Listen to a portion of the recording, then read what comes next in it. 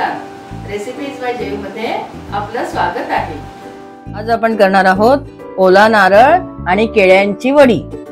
यासाठी मी इथे नारळ खवून घेतलाय आणि अशा पद्धतीने भरलाय खवलेला नारळ व्यवस्थित दाबून। तासा 2 वाट्या नारळाचं खोबरं घेतलंय। याच वाटीने 2.5 वाट्या साखर घेतली। जसं खोबरं भरलं सपाट वाट्या तसंच साखर भरली। साखर 2.5 वाट्या घेतली, कारण आपण 2 वाट्या खोबरं आणि 2 वाट्या केळ्यांचा गर घेणार आहोत। इथे मी मध्यम आकाराची 4 केळी अशा तऱ्हेने काचऱ्या करून हे बघा अशा मी कापून घेतलीत। अशी 2 वाट्या काप घेतलेत हे केळ्यांचे। आता आपण हे खोबरं दूध घालून वाटून घेऊया। तर त्यासाठी मी इथे अंदाजे 2 वाट्याच दूध घेतलंय आणि खोबरं वाटून झाल्यावर आपण त्यातच केळ्याचे कापही वाटून घेणार आहोत। खोबरं वाटायला आपल्याला साधारण वाटीभरच दूध लागले। तर आता मी यात केळ्याचे काप घालते। आपण केळी अगोदर चिरून ठेवू नयेत, नाहीतर केळं काळं पडतं। आपलं नारळ आणि केळ्यांचं मिश्रण तयार आहे। तर आता हे मी कढईत घालते आणि यातच आपण साखर घालूया आणि उरलेलं दूधही घालूया।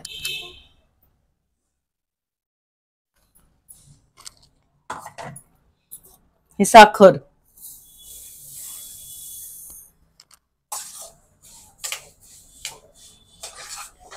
मिक्सरला लागलेलं मिश्रणही उरलेलं दूध घालून ढवळून घेतलंय।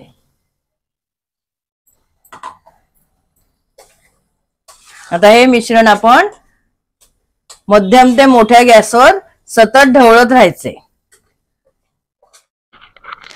ही वडी करण्यासाठी जाड बुडाची कढई घ्यावी आणि यात आपल्याला वेलची वगैरे घालायची आवश्यकता नसते, कारण केळ्याचा स्वाद फार सुरेख येतो। तरीही तुम्हाला आवडत असेल तर तुम्ही यात थोडीशी वेलची पावडर घालू शकता। हे मिश्रण गॅसवर ठेवून साधारण 7 ते 8 मिनिटं झाली आहेत। या स्टेजला ते मिश्रण असं उडतं, त्यामुळे एक तर तुम्ही गॅस बारीक करा किंवा मग जरा काळजीपूर्वक ते ढवळा।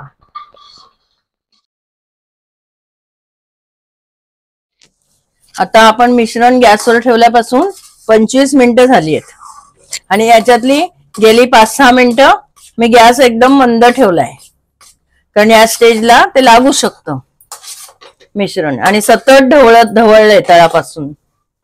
आता अजून थोडं घट्ट झालं की आपण गॅस बंद करूया आणि चेक करूया हे मिश्रण तयार आहे का। नाहीच झालं घट्ट तर मग आपल्याला थोडीशी लागेल त्याप्रमाणे म्हणजे अंदाजे अर्धे वाटीपर्यंत पिठी साखर घालून मिक्स करावं लागेल। आता कढईपासून मिश्रण सुटायला लागले, पण अजून ते वडी थापण्यायोग्य झालं नाहीये, पण घट्ट खूप झालंय। तर आता मी हा गॅस बंद करते याच्या खालचा आणि मग आपण हे सतत बंद गॅसवरच ढवळूया। आणि वडी नाही झाली तर मग आपल्याला थोडंसं पिठी साखर घालावी लागेल थोडीशी।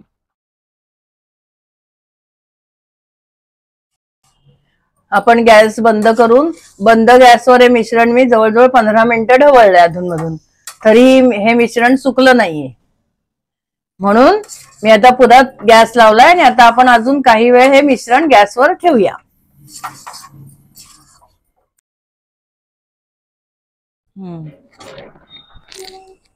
आता हे मिश्रण परत गॅसवर ठेवून साधारण 2 ते 3 मिनिटच झालीत। कधी मी मोठा गॅस ठेवला तर कधी मंद ठेवला। आणि आता मी पुन्हा हा गॅस बंद करते आणि मग परत आपण चेक करूया। थोड्या वेळ बंद गॅसवर ढवळून बघू। मी या ट्रे मध्ये वड्या थापणार आहे, म्हणून मी याला तुपाचा हात लावून घेतलाय। आता आपण हा गॅस परत लावल्यावर 2 मिनिटांनी बंद करूनही 2-3 मिनिटं झाली। आता यात आपण पिठी साखर घालूया। मी इथे अर्धी वाटी साखर घेतलीये दळून। आता ही थोडी थोडी टाकत आपण याचा गोळा कसा होतो ते बघूया।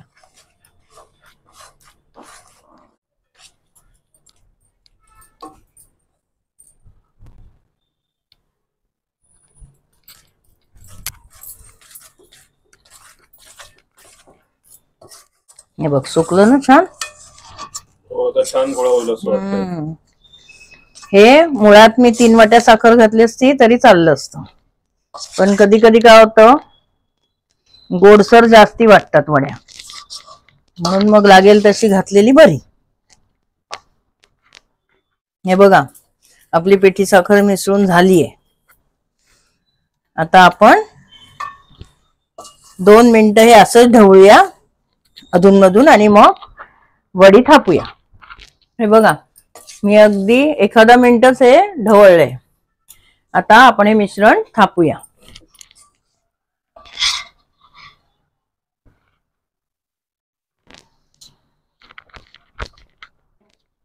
आपण हे आधेमध्ये बंद करून ढवळलंय, नंतर पिठी साखर घालून ढवळले, त्यामुळे मिश्रण अतिशय गरम नाहीये, त्यामुळे ते हाताने सुद्धा आपल्याला थापता येते. गरज लागली तर एवढ्या गरम मिश्रणासाठी सुद्धा तुम्ही एखादी प्लॅस्टिकची पिशवी वगैरे घेऊ शकता. हे बघा इतपत थापलंय. आता मी पिशवीनी सारखं करते. थोडासा हात भाजतोय, पण मग तुम्हाला वाटीनी वगैरे जमत असेल तर तसं तुम्ही थापू शकता.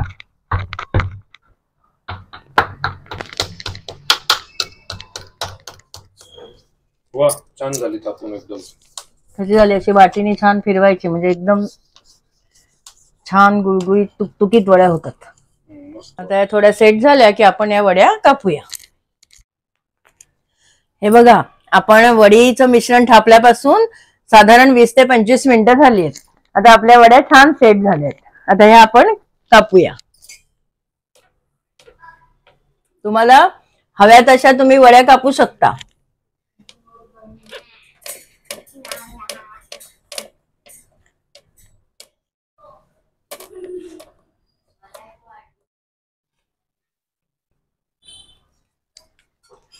हे बघ अशा पद्धतीने या वड्या सोडवायच्या. किती सहज निघतायत ना. एकदम मस्त निघतायत. अशाच मी उरलेल्या सोडून घेते. आपल्या नारळ आणि केळ्याच्या वड्या तयार आहेत. आपण घेतलेल्या साहित्यात दाखवलेल्या आकाराच्या साधारण 40 वड्या होतात. आता आपण एक वडी मोडून बघूया. हीच घेते. किती सुंदर झाल्यात बघा, खुसखुशीत वड्या एकदम. अरे वा अप्रतिम एकदम. आणि स्वाद तर इतका सुरेख याचा. जरा खाऊन बघ बरं ही वडी. हे घे. आहा काय अप्रतिम लागते. हो ना. केळ्याचा इतका मस्त स्वाद आहे, सुवास आहे, एकदम छान. येत्या नारळी पौर्णिमेला म्हणजेच राखी पौर्णिमेला नक्की करून बघा. अभिप्राय कळवा आणि चॅनल सबस्क्राईब करायला विसरू नका.